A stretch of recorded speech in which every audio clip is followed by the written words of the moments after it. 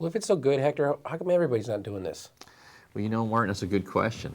And the reason is, if it's so good to be in really good shape and really fit, why isn't everybody fit and in shape? What do you think the answer to that is? So it takes a lot of work and dedication. Yeah, that's exactly right. That's exactly what it takes in our business, too. It takes a lot of work and dedication. If you're going to be successful in our business, you've got to be dedicated in work. If you want to get in really good shape, you got to be disciplined, you got to work. It doesn't mean that being in shape and being, in good shape is not a good thing, or that everybody can't do it. It's that they won't do it. So really, it has to be, it's a personal decision. If you want to be successful, then there's certain things you're going to have to do. And it's just like being in shape or being in a business. So the reason everybody doesn't do it is because they come in, they go, everyone likes the idea of making a lot of money, right? Everybody likes the idea of being financially independent. Everybody likes the idea of building a big organization that pay them, hundreds of thousands of dollars a year in passive income. Isn't that a great idea? Yeah. Except that you got to work to do that. It doesn't, people don't come to your house while you're sitting in your Barca lounger and say, hey, here's a bunch of money. You're going to have to do something for that. That's the real reason why everybody's not doing it, because you actually have to do something. Does that make sense? Yeah, it makes So the question I have for you is, do you really want to be successful? Yes, I do. Okay, then why don't you give it a shot? Okay. All right?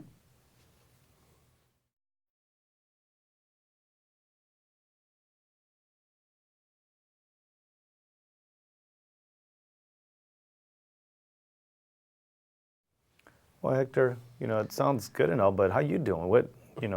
How far you gone in the business? Well, honestly, I'm just getting started. I'm just learning how to do the business, and one of the things that I need to do to build a successful business is to recruit people like you that are really sharp, that have credibility, that have good work ethic, that have good people skills, and are competitive. And does that not describe you? Yeah. Yeah, okay. Yeah. Well, the way that you grow a Primerica business is to find people like you. If you're just starting, everybody has to start somewhere, right? Sure. Okay, so this is where I am right now. And so far, I've recruited 3 people, and I've written, 2 or 3 life transactions. I did a couple of loans, and I'm learning how to do the business. And so the reason I'm talking to you is because, as I showed you, how do you get promoted in Primerica, right? Sure. What you need to do is you need to recruit X number of people, and you got to do a certain amount of production in order to go from one level to the next level. Right now, I'm a district leader. I'm at the first promotion level because I've recruited these, a few people. And in order for me to go to the next level, I got to recruit more. So that's the reason I'm talking to you, because if I can recruit somebody like you who's a sharp person, that's credible, good people skills, competitive, right? Then that's going to increase the opportunity for me to go to the next level. So, and the other thing is this, really, does it matter how I'm doing, or does it matter how you think you're going to do? Well, I mean, I'd like to know that I can do it. Yeah, okay. So it really, if we just, peel back the onion, the real main thing that's important is how do you think you can do it? Because although I'm just getting started, I'm having a little bit of success. Not as much as I would like to yet, because I'm just getting going. But look at this book right here. There's all these people that are making, there's a couple thousand people, 3,000 people making between $100,000 a year and like $4.5 to $5 million a year. So obviously a lot of other people have done well. And regardless of where I'm at, we already know that a lot of people have already done it. People like you that come from the same background you came from. There's countless number of people that have been successful at it. So if they've done it, is there any reason you couldn't do it? If you made a decision to do it? No, but I mean, how much money are you making in it, Well, like I said, I got started. I've probably made, since I got started, $2,000 or something like that. Okay. But this month, it's my intention to do 10 life transactions, 2 loans, and a couple of mutual funds. If I do that, and I'm kind of on track to do that, sure, I think I could probably make, $2,000 or $3,000 this month. Okay. Part-time, because I still have my job. And so I think this first year, it's my intention to make, 25 to 30,000, maybe 50,000 my first year. Okay. And as I start building this organization, if I can get people like you on board, then I think next year I have the potential to maybe, hike that up to 100,000. Yeah. Right? Okay. But again, that's where I'm at, being honest with you, but I think you'd be great at this thing. Okay. Okay? Great.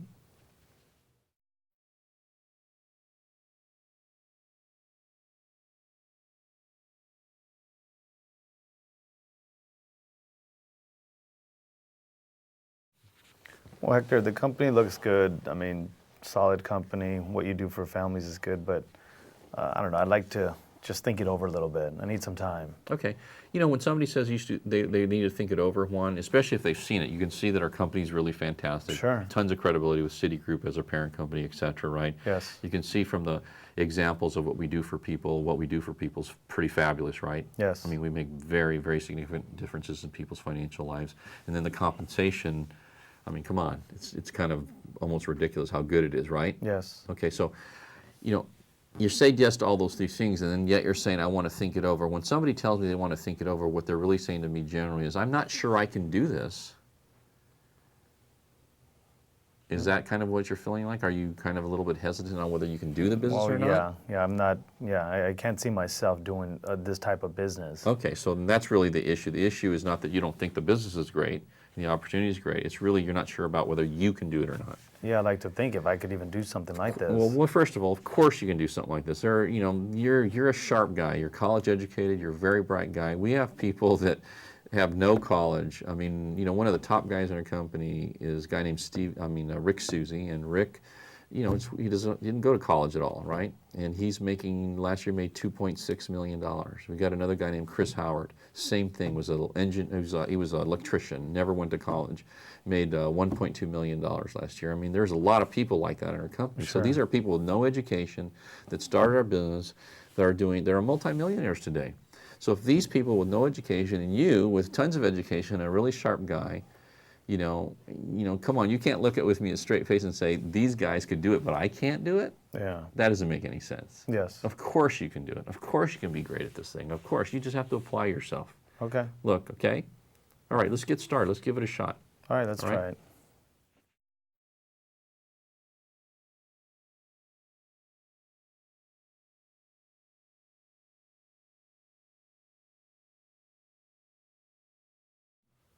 You know what, Hector? Everything looks good, what you've shown me, but I'm the kind of person that just needs to go do my research. I'm going to get on the internet and check out the company and stuff. Hey, listen, no problem. I don't have any problem with you doing it. But listen, I want to make sure you understand something. Did you know that over 50% of the information on the internet is false? False? Were you aware of that? No. Because see, when you go on the internet, you can, if you're internet savvy, you can post anything you want on the internet. Anything. Doesn't matter what it is, right? It could be completely 100% inaccurate and it's written on the internet. That doesn't make it correct, right? I mean, every company, if you look at every company out there, I don't care what company it is, whether it's Walmart. Walmart's is the most successful retailer ever in history, and they have tons of negative stuff about them. Doesn't mean Walmart's a bad company. I don't know, maybe, maybe not, right? Doesn't mean it is, right? And you look at everything, you look at the government, there's people that are negative about the government, et cetera, et cetera. So I guarantee you, if you go on the internet, you're probably going to find something like that, all right? But the best way to make a decision on whether this is right or not is to talk to people that are engaged in the business, that are doing the business, that are actually, you know, having some success, and find out from them, people that are doing it, not from somebody, disgruntled person that may or may not have had a good or bad experience. I mean, it doesn't make any sense to do that. So I just want you to caution you about that. The decision you make about whether to get in Primerica or not should really be based on your personal experience, what you experience, what you see, not what somebody on the internet sees, right? Don't you agree with that? Yeah, I agree. Okay, so let's go ahead and let's get this thing started, get you going. You can do your research, that's fine, but let's see, why don't you see how we operate, how I operate, the way that I do things, the way that we, you know, your experience with me in the business. I think that's going to really solidify how you feel about Primerica more than anything you could possibly read on the internet. Okay. Okay?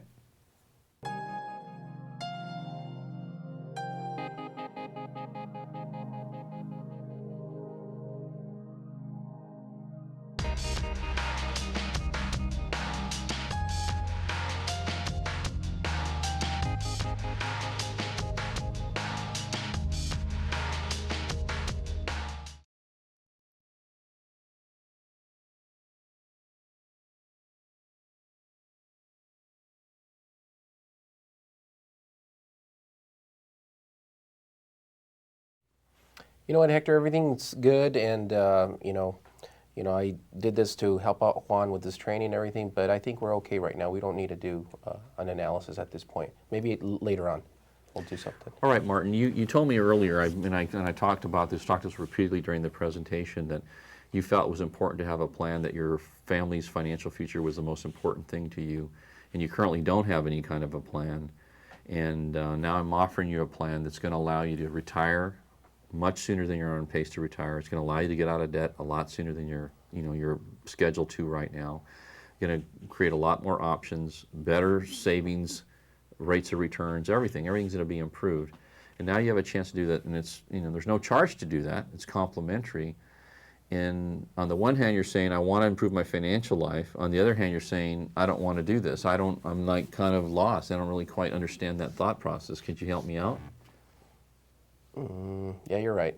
What do we need to do then? All we need to do is, I'm just going to go through this. It's kind of like you ever did an application for a credit card or something like that? Yeah. All I'm going to do is I'm going to start asking you some questions about where you're at right now. We're going to find out where you are right now, what your situation is. And then once we get that information, we're going to take that information, we're going to put it into a program that we have, a really sophisticated program we have designed. And then what that's going to do is it's going to print out some recommendation solutions to get you from where you are right now or where you want to go financially. That's all it's going to do. So it's kind of like garbage in, garbage out. I don't know if you ever heard that terminology before. The better quality of information you put in, the better quality of information you get out. So all I need to do is get that information from you. It's not going to take very long. It might take 20 minutes or so to do that. And once we do that, then I'll take that back. We'll come up with a game plan for you, and we'll get you on the road to where you really want to go, which is you want to get debt-free and financially independent. You told me that earlier, right? Yeah. Okay, and you don't have a plan to do that right now. Based on where you're going right now, it's not going to happen, right? Yeah, you're right about that. All right, so let's go ahead and do that, right? Okay. All right, great.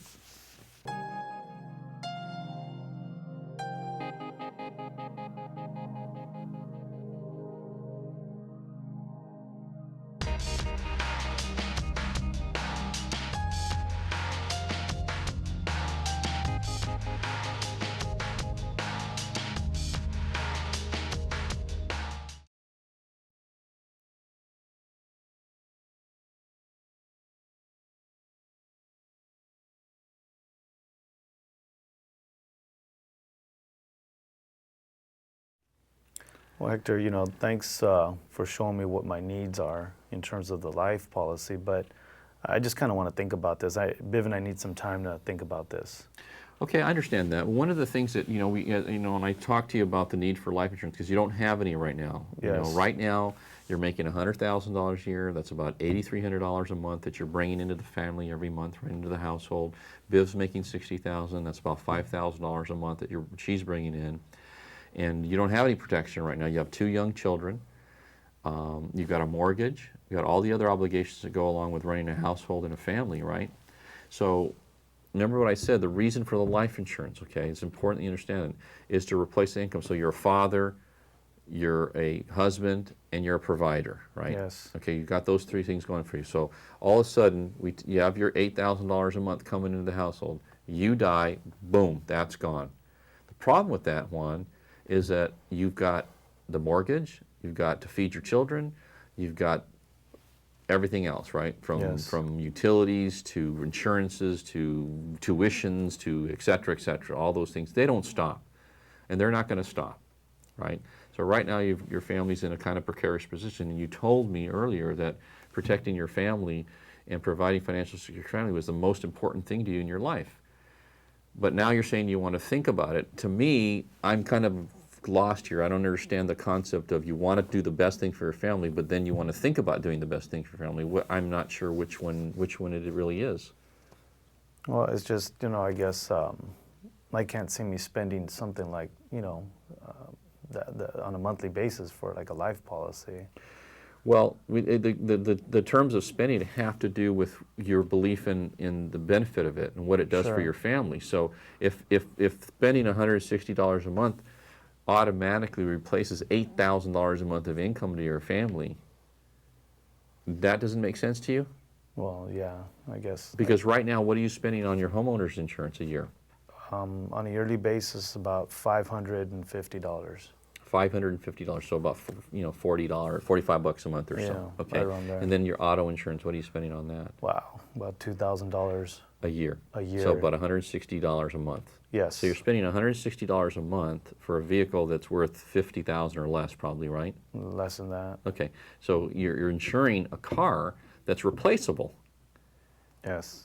with $166 a month, but you're saying you're not sure about replacing $8,000 a month in income, which if you died tomorrow, that may be 20 years worth of income, right? Yes. $100,000 a year for 20 years is $2 million. Yes. Can you see the irony in that? I see. You see that? Yeah. So, okay, I don't want to sell it to you unless you really understand that you need it. Well, no, I mean, Okay, I see what you're but getting you've got to at. understand that you need it because you do need it. It's not like something, I'm not trying to sell it to you just to make a sale.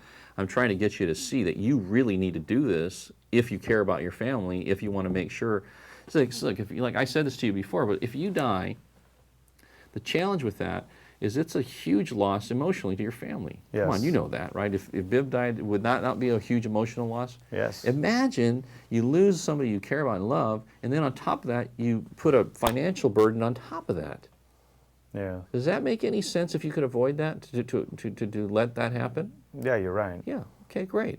And you guys make plenty of money to be able to afford something in your budget, right? Yes. In fact, I'm going to show you how you're going to save a lot of money anyways. That's going to be inconsequential to the whole picture when we get done. Okay. Okay? Okay, thanks. All right, so you ready to go ahead with that? Yes. No problem, right? Yeah, no All problem. right, okay, great. Let's go ahead and do that then. Okay.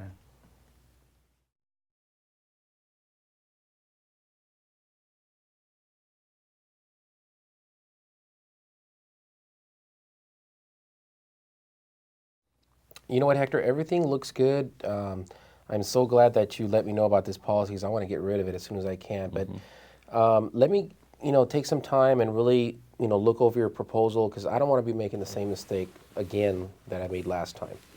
I understand that. Usually when people are hesitant about making any kind of change, Martin, it's because they're really afraid of making a mistake. Because if you and Denise knew that this was absolutely the right thing for you, that this was going to help you accomplish what you truly wanted to accomplish financially, and beyond a shadow of a doubt, you wouldn't have any hesitation in making a change tonight, would you? No, we wouldn't. Yeah, okay, so then there's still a little bit of doubt there, and that's my fault, okay? So let me do this. Let me go over this one more time to make this really clear so that you feel and you know that you're making the right choice for you and your family, for you and Denise, okay? So let's go over this one time. Right now you've got this VUL policy. You've got $250,000, $217 on you, $250 on Denise. You're spending $345 a month, okay? Right, you okay with that? Right. Okay, so I'm proposing the same amount of protection for $111 a month.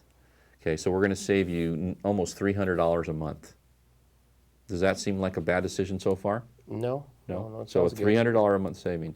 And remember, with your current program, the one you have right now, if you die, whatever amount of money is in the savings account portion of your policy, right, you only get the face amount. That reverts back to the company. Whereas with our program, whatever you have in the savings account, they're two separate entities, right? Right. So your family gets the 250 or the 217 plus whatever's accumulated. They get both of them versus one or the other.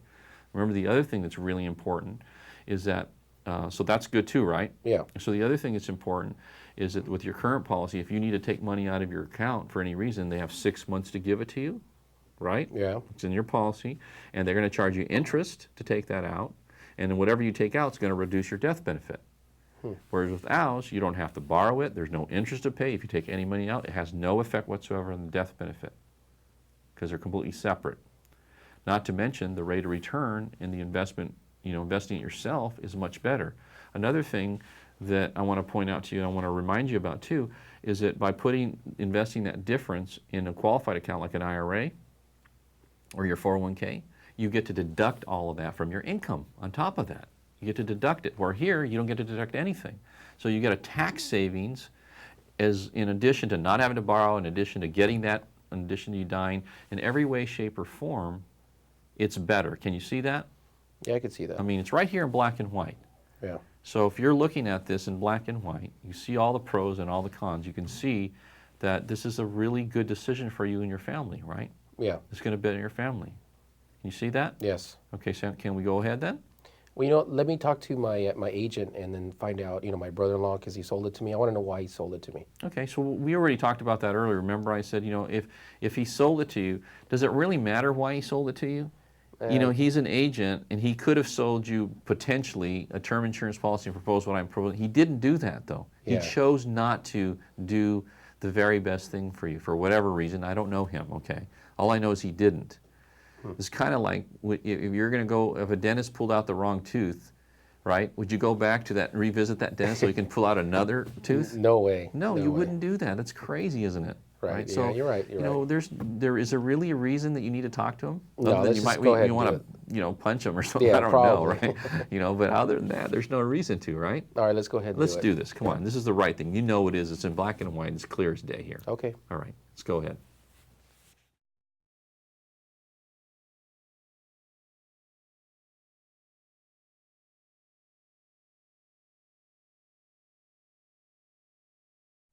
Well, Hector, I completely understand the coverage that we need, but right now it just doesn't fit in our budget. I don't think we could afford that. Okay, I understand that. Well, that's one thing I don't want to do is I don't want to get you involved in something that you can't feel comfortable, investing in on a monthly basis, because that's not going to help you or help me or help anybody. That doesn't make any sense. But right now you don't have any protection, so that's a bad situation. We already realize Yes. that, right? Because like we talked about, loss of income. You don't want to do that. It's too big of a burden, and there's a way to alleviate that. Yes. Let me ask you a question. What number do you feel would be comfortable at this stage of the game right now? I mean, like tonight, what could you comfortably feel I can write a check and that's not going to put too much of a strain on my budget? Well, based on our budget, we're looking at anywhere between like $80 and $100 a month. Okay, so would it be 80 or 100? Well, I'm, right in between. How about like 90? Okay, 90. Okay, why don't we do this? Let's figure out what 90 would do for you right now, how much that would protect you, and then we'll go from there. Okay. We'll start at 90. Obviously, one of the things my intention is going to be to get you the proper amount of protection at some point. But I want to. You don't have zero right now, so it makes no sense to have nothing to continue with zero. Yes. So let's get the maximum amount we can with the 90. We'll start with that, and then what I'm going to do through this FNA and everything we're going to do, we're going to figure out a way to free up the additional money so that you can easily afford that, okay? And there's some different options. We're going to help you with your debt situation. That's going to free up money. We're going to take a look at your, your deductions, how you're doing your W-2s. That may be a way to free up money. There's a lot of different things we're going to look at. We're going to do a budget analysis, and we'll look at where all the money's going. Okay. Because there's probably easily another 40, 50 bucks going out that you probably could trim if you really, paid attention, all Yes. right? And so we're going to look at that as well. So, but let's go ahead. Let's start with a 90. Let's figure that out. We'll get that done tonight. Okay. Okay. And then we'll work on increasing it. It's real easy to increase it. We won't have any problem doing that. It's a piece of cake to increase it once the policy is established. And we want to get you conditionally covered tonight. Okay? Okay. All right, great.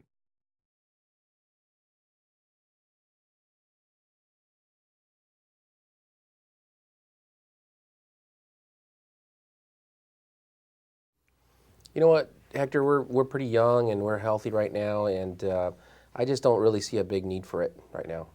Well, one of the interesting things about insurance protection, especially life insurance protection, is the reason you get it is because you don't know when you're going to die. Let me ask you a question. Do you have any idea the day you're going to die?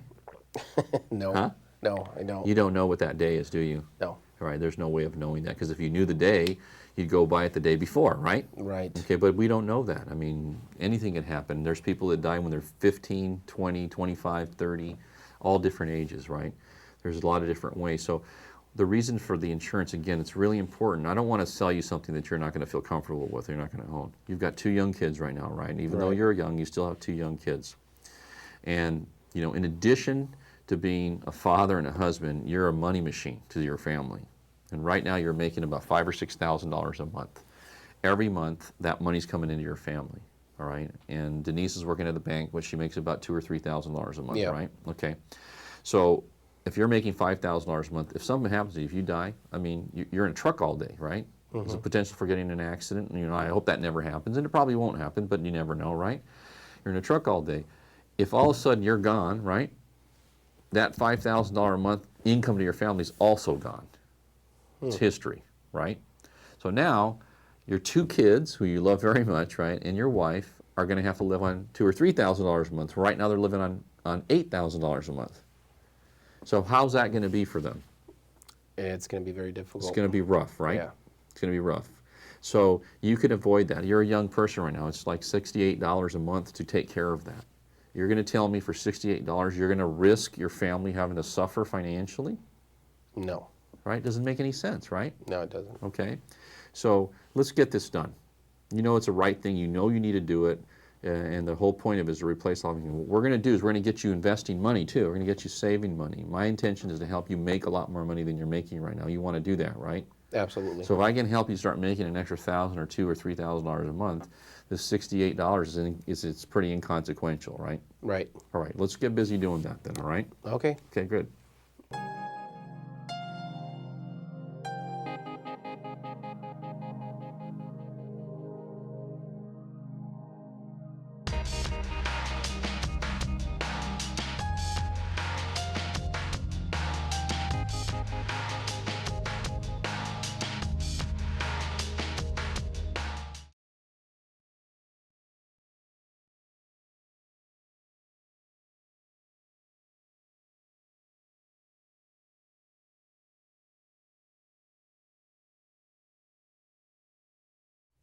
Well, Hector, thanks. You kind of opened our eyes to, our current situation, but I think we're going to go shop around now. Okay, well, that's fine, not a problem. What are you shopping around for? Just where I can, I guess, get the best loan and, find out, what else is out there, because we really never even thought about it. Right, so you haven't even thought about it. You don't. So let me say one of the things that's going to happen when you shop around. Okay, and I don't have any problem with you shopping around. That's fine. There's not a problem with that. But one of the challenges you're going to have when you're shopping around is when you talk to people, none of them are going to be able to put together the debt elimination strategy that I put together for you. That how you're going to get out of debt, taking that money and investing it, all the different parts of this loan that we do that nobody else does. No one's going to do that. Now, you may even find a loan that the interest rate might be a little bit lower. But see, one of the things is you don't pay your payment with interest rate. What do you pay your payment with? Well, I send in a check every With month. dollars, Yeah. right? So the main thing you want to be concerned about is interest rates important to a point, but really what you're paying for the loan is the most important thing. How much you're going to pay over the length of the loan and what you're paying on a monthly basis, right? Sure. And how soon you're going to be out of debt. Yeah. With typical mortgage companies, right, they're not concerned about that. They just want to get you a loan. They don't care what happens to you. They don't care if you get in debt and stay in debt for the rest of your life or not. They don't care if you have a debt elimination strategy or not. They don't care about any of that, right? They just want to do a loan, Yes. right? I didn't come here just to do a loan. You notice this whole package is the loan part of it's just one part of it, right? We got the Yes. investments, we got the insurance, we got the whole package, we got the strategies, everything, right? Yes. So when you're looking around for loan, the question you have to ask is, when am I going to be in debt and how much is the loan going to cost me? That's what you really want to know, Yes. okay? Not just the interest rate, because if you shop interest rate only, there's tons of companies that are going to tell you I got a lower interest rate. But what you really got to look at is, what are you going to pay and what's this going to cost me over the length of the time? And you already know what this is going to cost you. It's going to cost you a heck of a lot less than you're paying right now, isn't it? Yes. Okay? And nobody's going to do that for you. So what I'm going to do then, I'm going to let you shop. I'm going to take my information, I'm going to take it with me. You go to your shopping, right? Okay. And when you finish your shopping, how long is it going to take you to finish shopping? I need about a week. Okay, so I'll call you at the end of the week, and we'll see what you've got. Okay. What I need from you is a commitment that when you find this loan, that you get all the information to me so we can compare it. Okay. Would you do that for me? Yes. All right, and if that loan's better, I'm going to tell you should do it. And Okay. if my loan's better, you're going to take my loan, okay? Okay. Can we shake on that? Sure. All right, great. Thanks.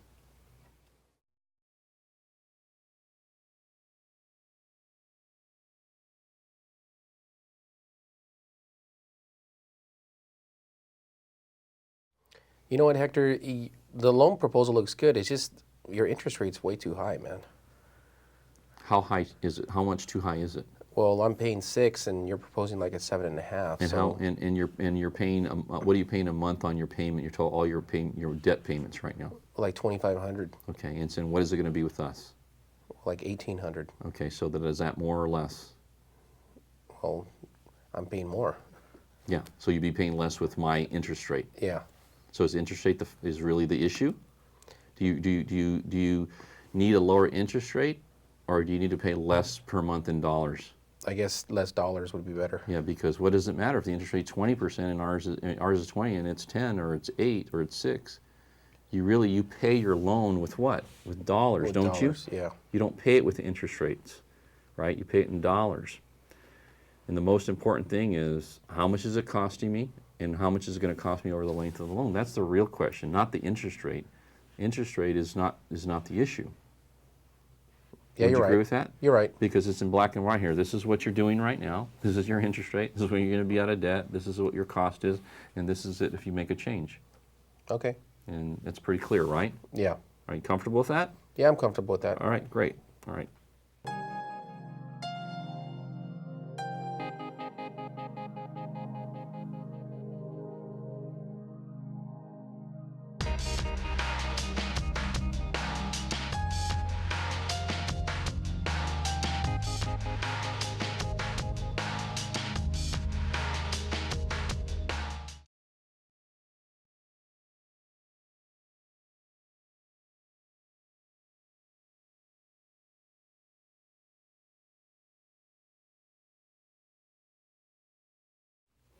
Well, Hector, I understand the portfolio that you put together, but it's just too risky putting it in the market. I mean, I keep hearing the market's up, the market's down. I could just go to my bank and they tell me it's guaranteed, like in a CD. It's guaranteed, right? Yeah, it is guaranteed. It's guaranteed to lose money over time. That's what it's guaranteed to do. Haven't you seen? Let me show you again how this works, okay? Okay. If you go with the CD, all right, our proposal is a proposal I have in front of you right here. Sure. Right now, the CDs that you're involved in right over the last 30 years have averaged 6%. Okay. Okay? So based on this $100,000 that you have, you're going to end up with, $537,000 at the end of that 30-year period of time. Okay. Okay? Which is not bad. I mean, not a problem.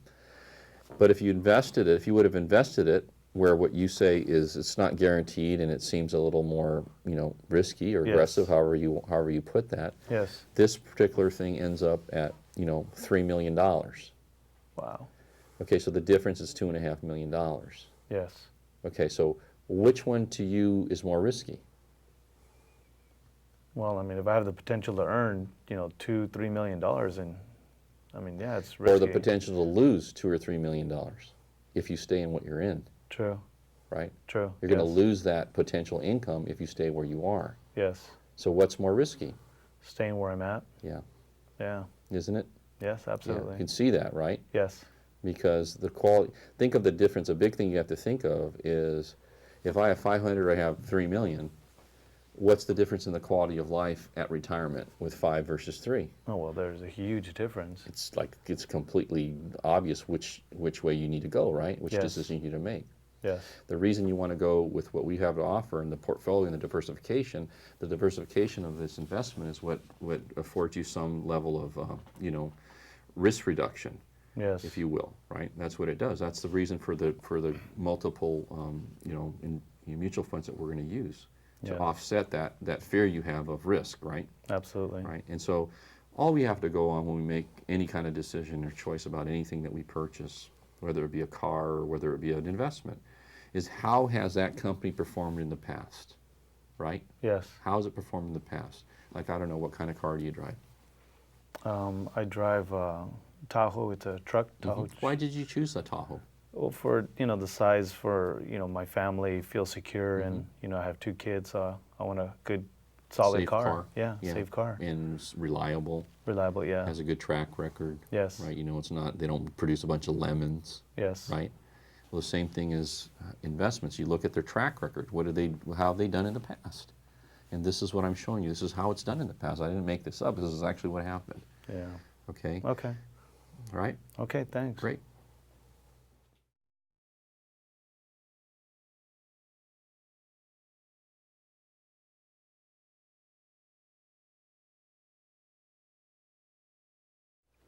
Yeah, you know what, Hector? The mutual funds that you're proposing sound pretty good, but I was, looking through Money Magazine, and Vanguard's got these funds at no-load funds and stuff. So I heard that you should never pay a fee, to invest your money. Okay. Well, then that's fine. The question you have to ask yourself is, how are you going to decide which funds to buy? If you have a question, who are you going to talk to? Are you going to talk to your mailman? Because, there's nobody to talk to at Vanguard if you have a question about your investment or about your fund or how it works. The other problem is if the market all of a sudden takes a dip or a downturn and your portfolio starts to decrease, who do you call for help? Who do you call to walk you through that, to help you understand, the conditions and what's going on right now? Who are you going to talk to when you do that? Well, don't they have like a 1-800 number that you could call and ask advice and stuff like that? I don't know. Do they? Well, I thought they did. Well, you'd have to check that out. I don't think you're going to, unless you're going to invest a significant amount of money, you're not going to get any help from these companies, right? You're going to have to do all your own research. You're going to have to figure it out on your own. You're going to have to make the decisions. There's not going to be anybody you can counsel with. That's what happens, right? The reason it's free, right? Have you ever heard the thing is, nothing's really free? Yeah. Yeah, it's true. When it's free, then what is it? They're going to have great service when something's free? I guess not. No, of course not. That's not possible because they can't give you both. They can't give you great service and then not charge you anything. Right. All right, so you've got to give something somewhere, right? It's just like when you go to a really fine dining establishment or you go to McDonald's, right? You have great service at McDonald's?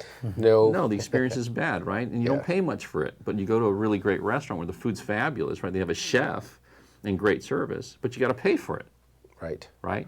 So if you want high quality service and value, you've got to pay for it. There's no free ride, right? Right. That's the way things are because you do work, don't you? Yes. When you work, do you expect to get paid?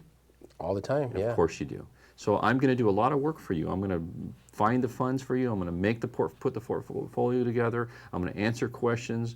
I'm going to research anything. Do you have any questions about your investments or things you want to do regarding that or anything else that have to do with financial situation? Who's going to help you? That's going to be me. Okay. I'm going to help you. So you're not just getting that, you're getting the whole package. You're getting everything. You're getting a financial plan and you're getting somebody to answer questions, do research for you, take care of you, and guide you all the way through to where you want to be, right? And that's what you need. You need a coach. You need somebody to coach you through, and that's what I'm going to do for you. Okay? I'm going to be that for you. All right. Does that then. make sense? Yes. All right, great.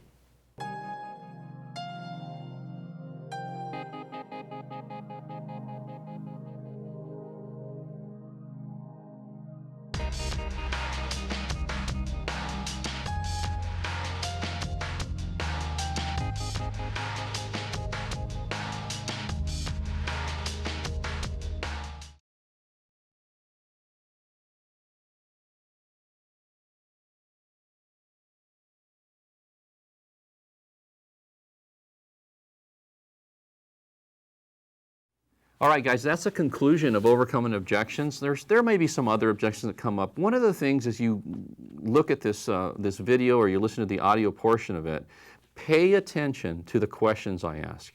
Really, it's the detail of overcoming objections. The key to overcoming objections are the questions you ask. They're really the questions you ask. I ask a lot of questions. I don't really say a lot. You'll notice that the more you pay attention to that. You learn how to ask those questions like that, and you lead people to a decision that's good for them. One of the key things about closing and overcoming objections is always having the attention to take that client and help them make decisions that are good for them. If they're not good for them, we're never going to close. We're never going to ask for the business or get them involved, right? But if it makes sense for them, we're going to always ask. That's what we should do.